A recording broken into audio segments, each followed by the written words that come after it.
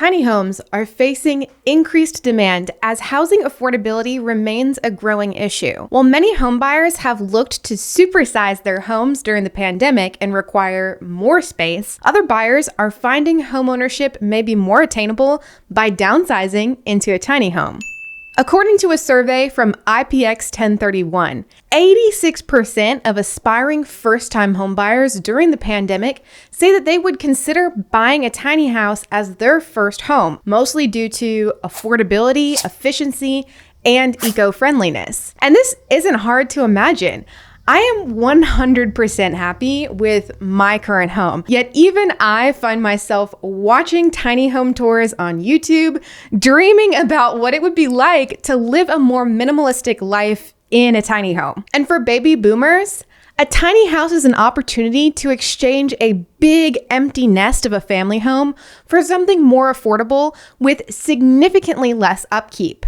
These are the two demographics who are most active on the tiny house market according to Technavio. A tiny home is defined as a house typically under 600 square feet, though the average size of a tiny house for sale in the US measures just 225 square feet. And while we ride out the inventory shortage in the US, the availability of tiny homes is there.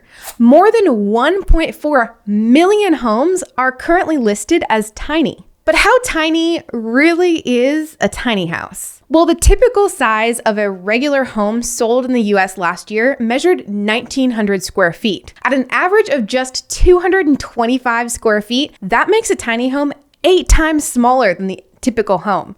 Do you think that you would be able to live inside a home no bigger than a 2-car garage? It might be an adjustment. Porch.com did a study on tiny homes and their buyers as well. According to the study, millennials appear to be the most drawn to tiny homes due to their price, flexibility of location for remote work, and eco-friendliness. On average, a tiny home costs $52,000. This is 87% cheaper than a regular-sized US home, according to the study. In Massachusetts, tiny homes cost 91% less than a regular home, which is the largest price difference compared to any other state, according to Porch.com's analysis. The interesting thing is this. Dun, dun, dun. Despite tiny homes being cheaper and a cheaper housing option overall, they are 62% more expensive on a price per square foot basis when compared to a full-size home. Let's look at some of the findings from this study. Porch.com has provided us with the states where tiny homes are the most and least affordable based on the percentage they take up of the average household income in the area. These top states in blue are the most affordable places to have a tiny home. Living in North Dakota, for example, and only spending 43% of your income on a tiny house does not seem too bad. However, if we were to head over to my favorite state, Hawaii, a tiny home costs 183% of the average household income, which is not very practical. I'm not trying to share my tiny house with a roommate. That would just be too much. The Porch.com study found that when it came down to the dollar amount, tiny homes are the cheapest in North Dakota at an average of only $28,000. And man, do I see the appeal of these things. If you are not in a place to go ahead and just buy a tiny home outright, a loan for $28,000 is going to put you in a completely different place financially than taking out a loan for $200,000, let's say, to buy a traditional house. And I got really excited about this. Even Arkansas made the report as having the lowest price per square foot average of a tiny home at just $109 per square foot. Just to put that into perspective, for a very builder basic, let's say, new construction home in Arkansas, you're looking at around $120 to $125 a square foot for average neighborhoods. So if you could get a brand new tiny house for 109 square feet, that's not bad.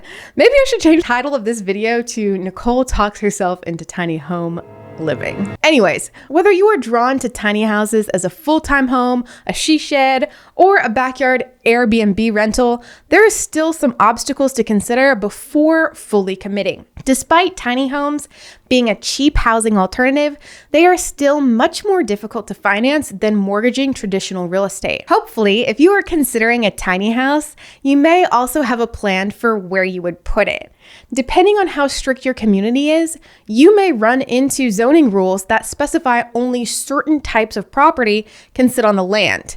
In most places, unfortunately, tiny homes are not considered to be an appropriate single-family dwelling. The cool thing is, this soon might change. The state of Maine just legalized tiny homes as a suitable single-family dwelling. Maine will likely serve as a test market, and if tiny homes do well for the state, I am sure that we will see other states follow. If you have your lot already ready to go, financing can still be an issue. It is still not possible to get a mortgage for a tiny home because a loan on a tiny home cannot be securitized, meaning lenders will not be able to sell that loan to their investors. So if they cannot be financed through a mortgage, can tiny homes really be considered the affordable saving grace to the inventory crisis? Let me know what you think in the comments below. It is difficult to save up the $30,000+ needed to buy a tiny house in cash.